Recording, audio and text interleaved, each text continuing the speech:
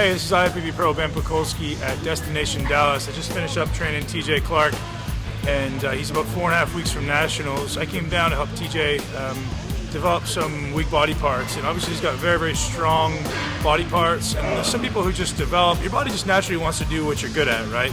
So his body has a natural tendency to do things in a certain way. So I came here just to kind of maybe try to coerce him and coerce his body to do things a little bit differently to help develop those weaker body parts. So we changed his execution a lot on back.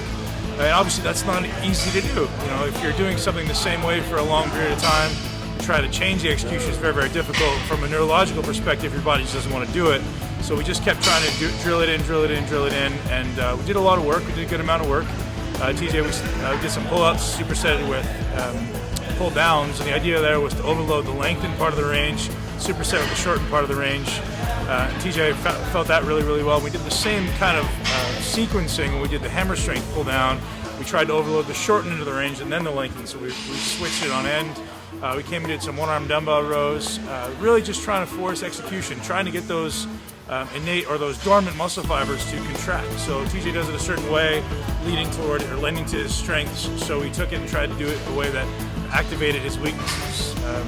Did some work there. We finished up with some pullovers and some supported dumbbell rows on a bench. And then just did a little bit of lateral raised work for some metabolic work, because we don't want to do metabolic work for his back because his back is a weakness, so we're trying to bring it up. So we did metabolic work in his delts, which are a little bit of a strength, just some more caloric output. So that's it. You know, really simply trying to stimulate some dormant and weak muscle fibers, hopefully bring in some really freaky body parts for Nationals. Last guy move first.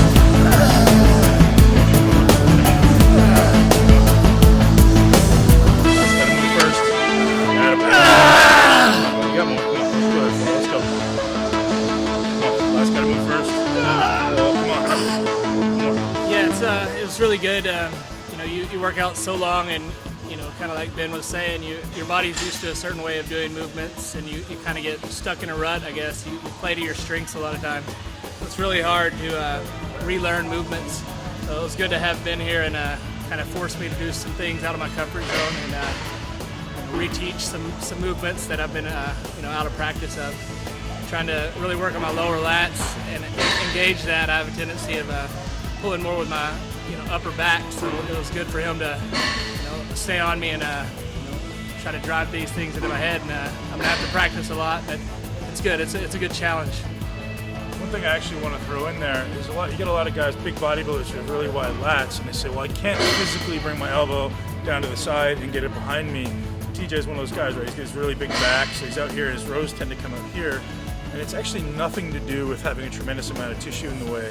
So it's just to do with weak muscles. If his lats were stronger, he'd be able to adduct it and extend it behind his body. You look at a guy like Kai Green, who's got the best back in the world, his actual ability to get his elbows adducted and behind his back are obscene, and it's perfectly against his body, way behind there, and he's got the biggest back in the world. So all you guys out there saying, well, I can't physically get my elbow in there, it's completely due to muscular weakness. Your body doesn't want to go where it's weak. It's not able to go where it's weak. It's going to be weak as a kitten, so you're going to say, oh, I can't go there because it's structure. When in reality, you've just got to progress to be able to go there. And I'm guilty as everybody. You know, I used to think, well, my back's really big, so I have to route here, and nothing ever happened in my back development. So until I really got over the ego part of it and said, oh, hey, now I can actually learn how to do this, it wasn't until I did that my back started to grow. So for those of you thinking at home that your back's too big to do it right, you're wrong. Keep learning.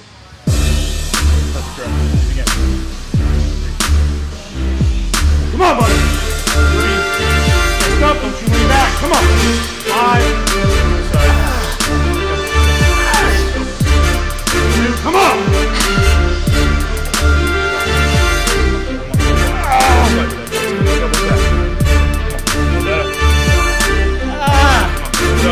Hold it up.